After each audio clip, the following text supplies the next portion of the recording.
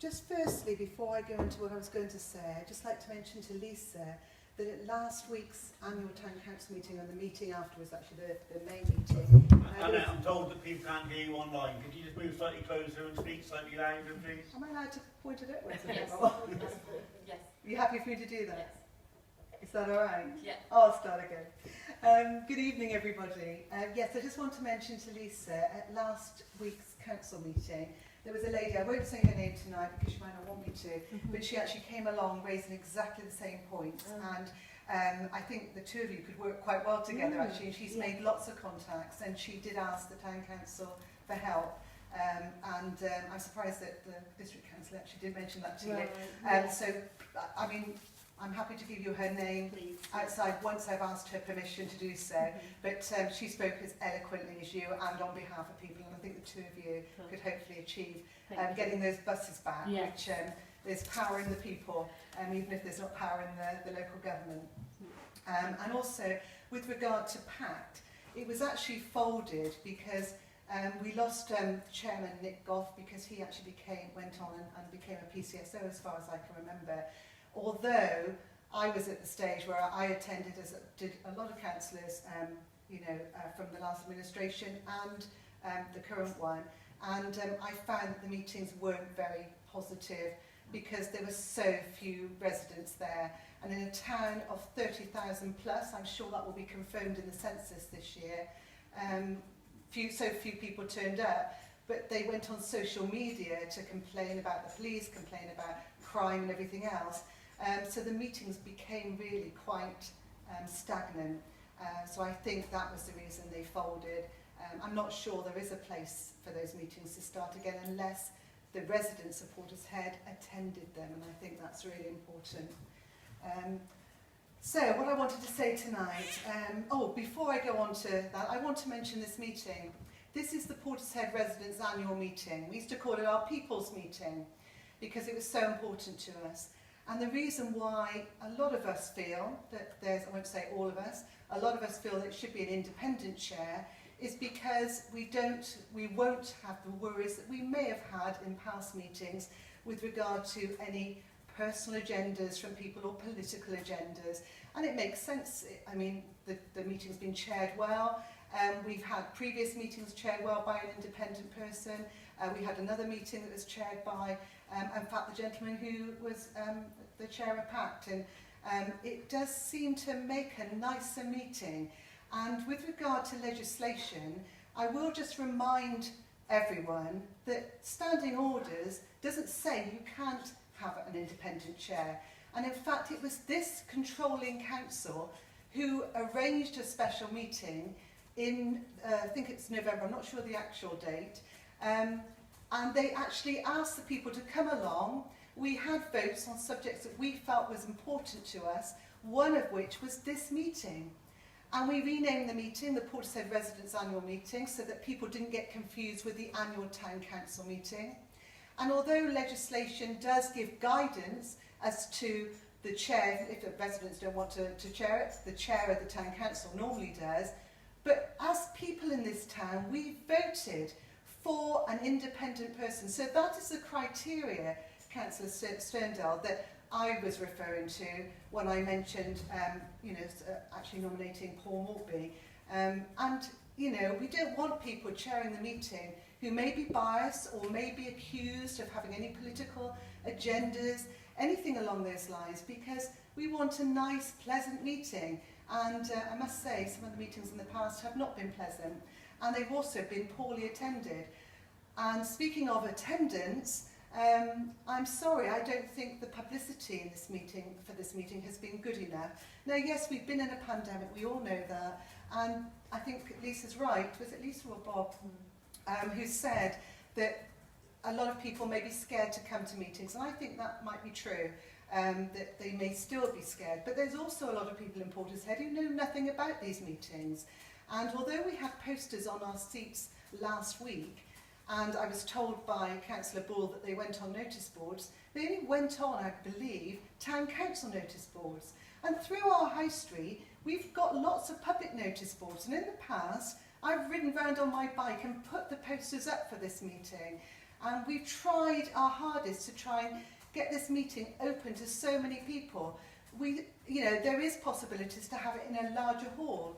For a second town, the second largest town in the county, this hall is woefully inadequate for Portishead residents' meetings. We want more residents to come to these meetings, and let's hope that the second meeting that's held is held in a larger hall so that people can attend, and that good notices go on, not on the day of the meeting, go in the press. Publicity is given, because that is the council's role, to publicise this meeting, even though in the past residents have actually used their own money to publicise the meeting. So I just wanted to say that, really, because it's a really important part of our democracy. So I haven't got a lot to say, but I came through the high street earlier on. I drove through after popping to see a friend on the marina with some shopping. And as I came towards the White Line, I know it's the old mill, but it ought to be returned to the White Line because it's had nothing but bad luck since it's been the old mill. So please return the name to the correct building.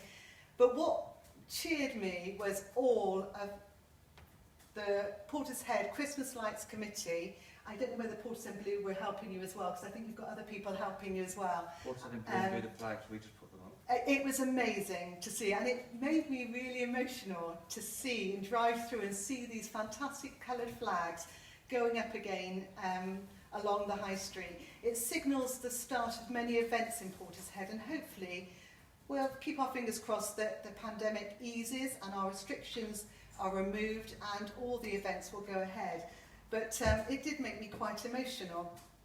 I love Portishead, as a lot of people hopefully do. I hope everybody in this meeting loves this town as well. It means a lot to me, and which is why I'm going to raise the next issue. Honesty costs nothing, and if our town is to be a great town, which I think it is, but it can be greater, honesty has got to be at the forefront of whatever we do, whatever groups work, whatever happens in the council, whatever happens in the media, it's got to be honest. And I've had cause to raise issues in the last week where honesty has not been as good as we expect. And so people have spoken about our community and how inspiring it is and how fortunate we are. But when I see residents being treated with disrespect and given information that is not correct, or they're misled by things that are posted online, it makes me quite upset. It doesn't really make me angry, it just makes me upset that people feel that they can be dishonest. I don't care what political parties people belong to. I don't care what political parties our current councillors are. And as far as I know, this town council has 2 political parties that are involved at the moment. But I do care that correct information is shared at all times. Now, close to elections, information on social media from candidates has been woefully misleading and incorrect, particularly regarding the skate park, the BMX pump track, CCTV even. A few days before the election, up on the political party, Portishead Independent Party, goes an article about CCTV, misleading people into believing it's all up and running. And it wasn't. So when complaining about that information to the returning officer of North Somerset, he sent me some really useful information from the government legislation.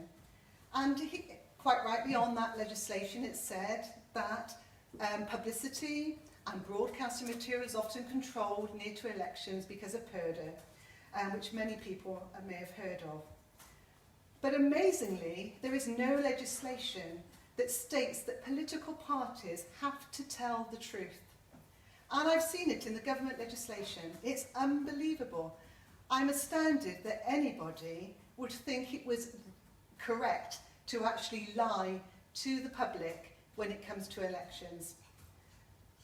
Now, although there's no rules to say that political parties can lie, not tell the truth, mislead, Portishead's better than that. I don't expect to see that from anybody that represents our town. You know, to live in such a fantastic town, the only time that there's any animosity is when politics comes involved. And I've seen some appalling things, and lots of people talk about, oh, what's happened in the past. This is happening now. So anything that anyone says must be accurate. Information must not mislead, it must not be duplicitous, and must not be used in inappropriate ways, particularly close to elections. So moving forward, can I please plead that everyone searches their conscience and ensures they don't mislead. They don't give inaccurate information. They don't blatantly lie to make themselves look good in the public eye. Because as evidenced in this year's by-election in the East Ward, the winning candidates only achieved half the votes that they got 2 years ago. And that's our controlling council. They didn't get the votes because there was misinformation on manifestos. And I don't want to name those councillors, but they were outed, and I'm sure a lot of the votes that they lost were because of wrong information. Something that they promised when they were elected they would never do. Well, we will hold anyone to account who doesn't tell the truth to people in Portishead.